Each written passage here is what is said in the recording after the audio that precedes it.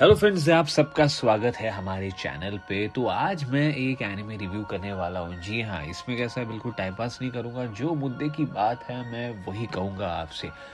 तो हमारा जो एनिमे रिव्यू होने वाला है ये आज खास होने वाला है। मतलब मैं कहना चाहूँगा कि 10 साल में ऐसा एक एनिमे निकलता है। तो आप जो है वो समझ जाओगे मैं किसके बारे में बात कर रहे हैं। तो रिव्यू शुरू करने के पहले प्लीज़ हमारे चैनल को सब्सक्राइब करें, शेयर करें, लाइक करें और कमेंट करें। हम ऐसे ही वीडियोस लेकर आएंगे, आपको एनिमे के बारे में जानकारी देते रहेंगे।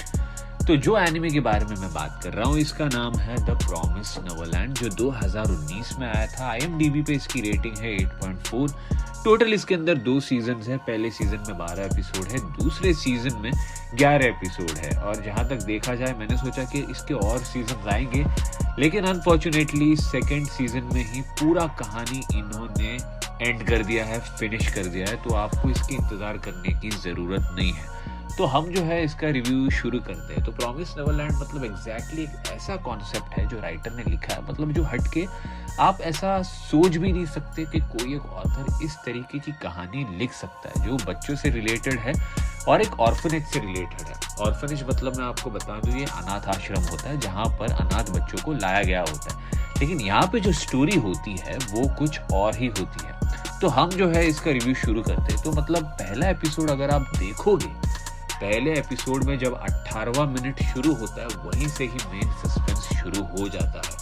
मतलब इस तरह से कहानी को ब्रेक किया गया है जहां पर कोई भी फिलर एपिसोड नहीं, कोई भी टाइम पास नहीं। तो इसमें जो है एक्शन, एनिमेशन और स्क्रीन प्ले बहुत ही अच्छी तरीके से दिखाया गया है। तो स्टोरी की शुरुआत करते हैं। मतलब पहला एपिसोड ऐसा दिखाया गया है, वहाँ पे बच्चे होते हैं और जो मेन लीड है इसके अंदर एमा, नॉर्मन, रे और फिल।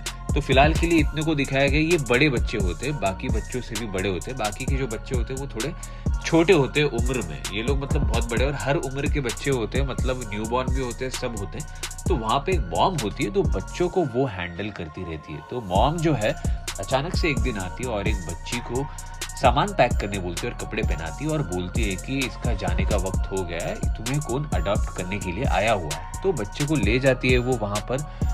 तो ये लोग क्या करते हैं, यहाँ पर मिस करते हुए उससे, और अचानक से उस बच्ची का टॉय छूट जाता है, टेडी बेयर। तो रे क्या करता है, एमा को बोलता है चलो उसकी हम टॉय देकर आते। तो ये लोग जाते हैं वहां पर टॉय देने के लिए और वहां पर नॉर्मन को एक गेट दिखता है। नॉर्मन बोलता है कि मॉम ने कहा था कि इस गेट को कभी पार नहीं करना चाहिए। तो ये लोग क्या करते हैं, एक्साइटमेंट में उस बच्ची को डॉल देने के चक्कर में उस गेट को जो है वो पार करके जाते हैं। लेकिन वहां पर देखने के बाद नजारा कुछ और ही होता है। बच्ची जो है वो मर चुकी होती है, उसके हार्ट में एक रोज जो होता है वो पियर्स किया होता है। एक छोटा सा प्लांट होता है, वो रोज का या कौन से फूल का पता नहीं, मतलब वो अजीब तरीके से दिखा है। और मतलब वो कैसे होता है, वो प्लांट को अगर आप डाल दो, सूखे प्लांट को, वो ब्लड मिलते ही वो फूल खिल जाता है, वैसा दिखाया इन्होंने। तो ये देखकर ये शॉक हो जाते हैं और डर के मारे वापस से वहां से भाग के आते हैं, क्योंकि वहां पे डीमंस होते हैं।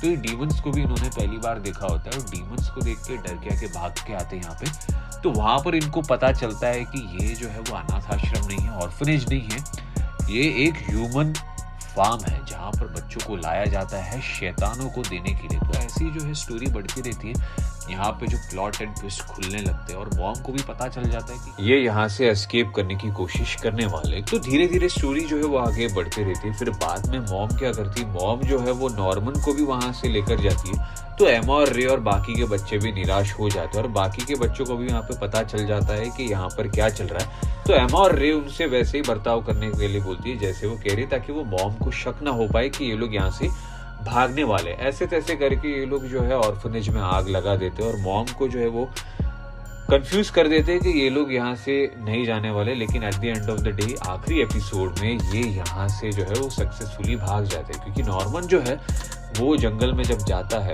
टाइम निकाल कर और देखता है कि बड़ा कंपाउंड होता है और कंपाउंड के बीच में जो है एक बहुत बड़ी खाई होती है और उसके पार जंगल होता है। तो यहाँ पर जो है वो एमा को सब कुछ इसके बारे में बता देता है और एमा को बोलता है कि हम जाएंगे तो यहाँ से जाएंगे कैसे। तो एमा क्या करती है, खेल खेल में रे को बोलती है कि बच्चों को ट्रेन करे कि एक साइड से दूसरे साइड पे कपड़ों की रस्सी के थ्रू कैसा जाया जाए, जहां पर मॉम को कुछ पता नहीं चलता। उनको लगता है कि ये ऐसे ही बच्चे खेल रहे हैं। तो ये प्लॉट काम कर जाता है और आखिरी एपिसोड में सभी बच्चे जो है वो सक्सेसफुली भाग जाते हैं और मॉम का भी चेहरा दिखाया गया, मतलब वो भी दिल से खुश होती है कि ये लोग यहाँ से निकल गए। थैंक गॉड, मतलब ऐसा दिखा है, वो भी दिल की अच्छी होती है। और ये भी प्लॉट बताया गया बाद में कि रे की असली मॉम कौन है। और बच्चे जो है एकदम आसानी से ऑर्फनेज से इसलिए भाग पाते हैं क्योंकि उनको लाइब्रेरी में किताबें मिलती है जहां पर एक आउल का लोगो होता है और मॉर्स कोड होता है। मॉर्स कोड में मतलब कि एक मैसेज छिपा होता है जो मिस्टर मिनर्वा करके कैरेक्टर ने उस किताब के अंदर छुपाया होता है, और बच्चे उसी तरह से मॉर्स कोड को डिकोड करते हैं और वहां से वो भाग जाते हैं। और उसके साथ उनके पास एक पेन भी होता है, वो पेन के जरिए वो मैप देख पाते हैं। तो यहाँ पर क्या है, पहला सीजन हमारा खत्म होता है, तो दूसरे सीजन में क्या दिखा है कि बच्चे जो है वो एस्केप कर चुके हैं और यहाँ पे वो जंगल में भाग रहे हैं। और जंगल में भागते भागते क्या वहां पर डीमंस आ जाते हैं जो बच्चों पर अटैक करने लगते हैं। मतलब ये नॉर्मल जंगल नहीं होता, ये डीमन वर्ल्ड होता है, और ह्यूमन वर्ल्ड जो है वो कम्प्लीटली अलग होता है। तो इन डीमन से जो है, बड़े डीमन से वहां पे 2 और डीमन आते हैं, एक का नाम है सोंजू, एक का नाम है मुजिका। तो सोंजू जो है वो बच्चों को बड़े डीमन से बचा लेता है, और मुजिका जो है सभी बच्चों को ले जाकर अपने जो है वो अड्डे पर छुपा लेती है। अड्डा मतलब मैं कह सकता हूँ ये अंडरग्राउंड कैबिन होता है, वहां पर सभी बच्चे सेफ होते हैं। और एमा जो है वो थोड़ी डाउट में होती है और कंफ्यूज होती है कि तुम डीमंस हो लेकिन तुम हम लोगों को क्यों नहीं खा रहे। तो मुजिका बोलती है वहां पर कि हम ह्यूमंस को नहीं खाते। तो सोंजू और मुजिका जो है इनको मदद करते हैं वहां से भागने के लिए। तो यहाँ पे क्या होता है, नॉर्मन के पास जाते हैं, नॉर्मन जिंदा होता है तो नॉर्मन की भी मदद लेना चाहते हैं, लेकिन नॉर्मन क्या परेशान होता है और डीमंस को मारने के लिए एक पोटेंट पोशन बनाता रहता है, और वो विलेज पे ऑलरेडी अटैक कर देता है। फिर किसी तरह एमा उसको बोलती है कि डीमंस को जो है वो बचा सकते हैं, वो डीजेनरेट नहीं होंगे। मतलब जरूरी नहीं है कि इंसान का फ्लैश खाने से इनका डीजेनरेशन रुक जाए, क्योंकि जो मुजिका के अंदर जो ब्लड है, सोंजू और मुजिका के अंदर, उनके ब्लड को पीते ही इनका डीजेनरेशन रुक सकता है। उसके बाद जो है ह्यूमन मीट खाने की जरूरत नहीं है। फिर ये नॉर्मन को पता चलता है और वो पछताता है कि मैंने क्या कर दिया, ये विलेज में ये सब मैंने हड़कंप कर दी। और वहां पे एक बूढ़ा डीमन भी होता है, जब बच्चे भागते हैं उनको भी मिलता है, बात करता है, उसे भी पता होता है कि म्यूजिका ने उसे 700 साल पहले मदद किया होता है, उसके पास भी वही ब्लड होता है, लेकिन डर के मारे, क्या अथॉरिटीज के डर के मारे वो एक्सपोज नहीं करते, क्योंकि उसे अपनी फैमिली को बचाना होता है, नहीं तो अथॉरिटीज उसको फैमिली को मार देगी। तो यहाँ पे ये बता देता है कि ये ब्लड की वजह से जो है डीमंस को डीजनरेट होने की जरूरत नहीं है, ना ही उनको मीट खाने की जरूरत है। मुजिका ने उसे 700 साल पहले वो ब्लड दिया होता, और ब्लड मतलब ऐसा होता है जहाँ पे डीमंस डीजनरेट नहीं होते, तो इन्हें जो है ह्यूमन मीट भी खाने की जरूरत नहीं होती। ये डीमन के जो हेड होते हैं उनको भी पता होता है। तो यहाँ पे कैसे भी करके नॉर्मन के जो फ्रेंड्स है वो डीमंस के जो कंप्यूटर सिस्टम में हैक करते हैं, और जितने भी नन्स होते हैं जो बच्चों को संभालते रहते हैं मॉम की तरह, उनके अंदर जो डिवाइस होता है ट्रांसमीटर हार्ट के अंदर, वो भी जो है वो डिसेबल कर देते, और वहां पे ये एस्केप प्लान बनाते। तो वहां पर एक कैरेक्टर आता है, इसका नाम है राट्री। तो राट्री यहाँ पर क्या करता है, वो अपने बड़े भाई को भी मार देता है, वो भी एक राट्री होता है, वो सगा भाई होता है, और इनके हाथ में वो अथॉरिटी होती है, मतलब जो प्रॉमिस किया गया होता है डीमंस और ह्यूमंस के बीच में। तो इसी चक्कर में जो है ये अपने बड़े भाई को भी मार देता है, और जो बड़े भाई को मारता है वही मिनर्वा होता है, जो किताब के अंदर मॉर्स कोड बच्चों के लिए छुपाता है वहां से एस्केप करने के लिए।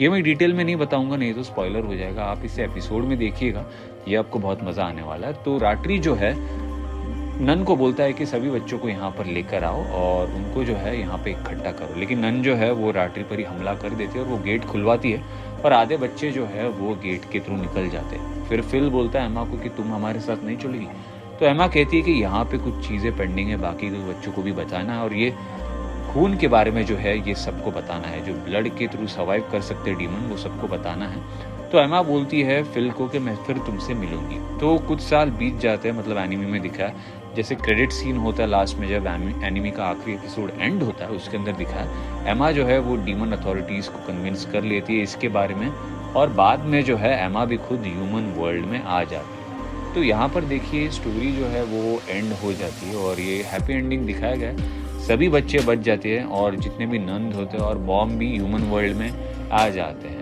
तो मैंने ये एंडिंग ऐसे एक्सपेक्ट नहीं किया था, मुझे लगा था जैसे कि नारुतो में, वन पीस में बड़े बड़े बॉस होते हैं, मतलब उनके जो चेले होते हैं, चेले के ऊपर भी बॉस होगा, वो सब दिखाएंगे, लेकिन ऐसा कुछ हुआ नहीं। एक हैप्पी एंडिंग है, नॉर्मल एंडिंग है। तो 2 सीजन में इन्होंने ये स्टोरी खत्म कर दी है। तो अगर आपने प्रॉमिस नेवरलैंड देखा होगा तो मुझे कमेंट में बताएं कि आपका फेवरेट कैरेक्टर कौन सा है, और ये भी बताएं कि क्या इसे जल्दी खत्म करना चाहिए था या फिर इसका और सीजन आना चाहिए था। तो आज का वीडियो देखने के लिए थैंक यू वेरी मच। हम ऐसे एनिमी वीडियो लेके आएंगे आपके लिए।